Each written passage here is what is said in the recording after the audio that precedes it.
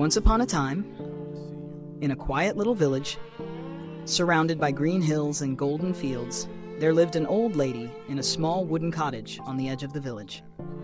She was known throughout the village not only for her kind heart, but also for her wisdom and peaceful presence. Though her face was wrinkled with time and her steps were slow, there was something radiant about her, a warm smile that never left her lips and eyes that sparkled with calmness and joy. Everyone in the village loved her. People of all ages came to her for advice, comfort, or simply to talk. Whenever someone had a problem, they would seek her out, knowing they would leave with a lighter heart. The old lady never rushed, never judged. She listened with genuine care and spoke with gentle honesty. She was, to many, the soul of the village. One morning, as the sun cast its golden light on the dew-covered grass, a young man from the village walked up to her cottage. He had always wondered how the old lady remained so joyful, no matter what was happening around her. That day, he finally decided to ask.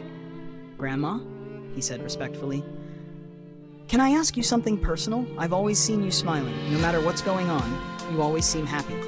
Don't you ever feel sad or discouraged? Doesn't anything ever bring you down?" The old lady looked at him with her usual warm smile, then nodded slowly. "My dear," she said, "life is full of ups and downs.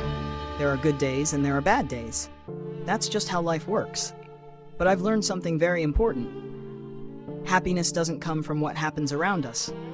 It comes from within." The young man frowned slightly, puzzled. "What do you mean? How can someone be happy when something bad happens? That doesn't make sense to me." The old lady looked into the distance for a moment, as if she were revisiting memories from long ago. Then she began to tell him a story. Her story. "When I was young," she said softly, "I had a family, a loving husband, wonderful children. We were not wealthy, not even close. But we had each other, and that made us rich in our own way. We laughed together, supported each other, and shared simple joys." She paused for a moment before continuing, her voice carrying both strength and softness. "But one day, my husband fell ill. He became very sick, and we didn't have enough money for the medicine he needed. We tried everything we could, but he passed away. It was the saddest day of my life. I cried until I had no more tears.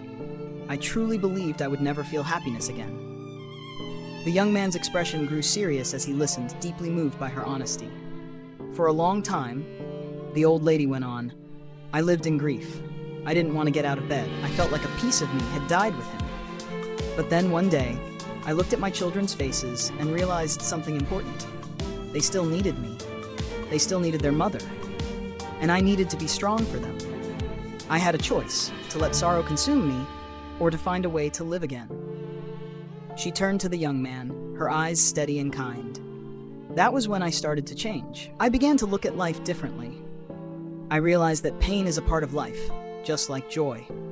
We cannot avoid hard times, but we can choose how we respond to them. I decided that I would not let the bad moments steal all the good ones." The young man nodded slowly, absorbing her words.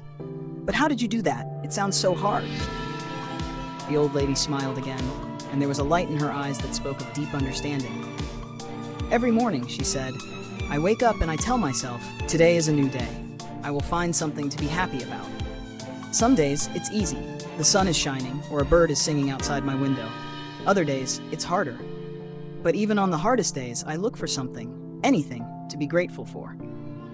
A blooming flower, a kind word, or simply the fact that I'm still breathing."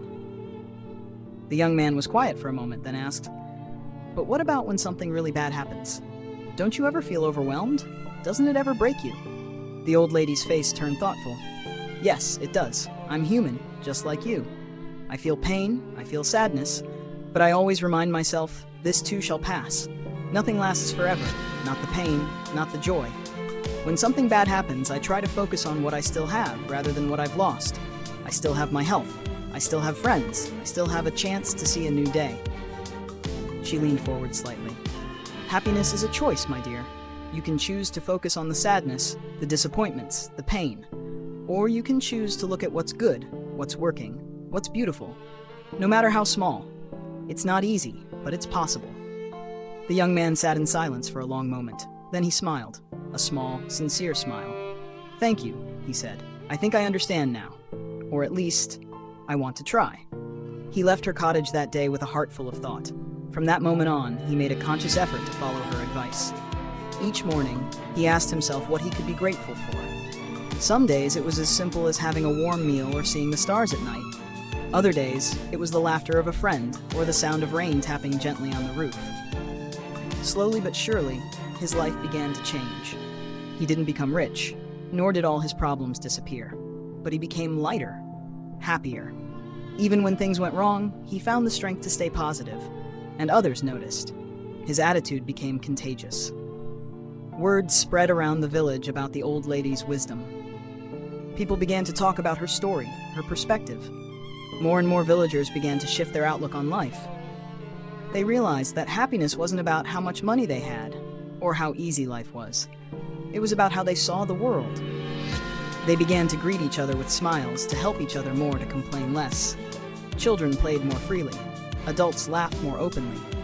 Even during difficult seasons, when the harvest failed or a storm came, the village remained united and hopeful. And so, the little village grew happier. Not because life became perfect, but because the people chose to see the beauty in imperfection. All thanks to the wise old lady who reminded them that happiness isn't something you wait for. It's something you create, day by day, choice by choice. She still lived in her small wooden house on the edge of the village, still smiling, still sharing stories, still welcoming anyone who needed a listening ear. But in the hearts of the villagers, she was more than just a kind old woman. She was their quiet teacher, the one who had shown them the true meaning of happiness. Happiness is not a destination. It is a way of traveling. No matter how difficult life may get, we can find joy in small things and choose to focus on the good. Challenges will pass, but a positive heart helps us stay strong and content through it all.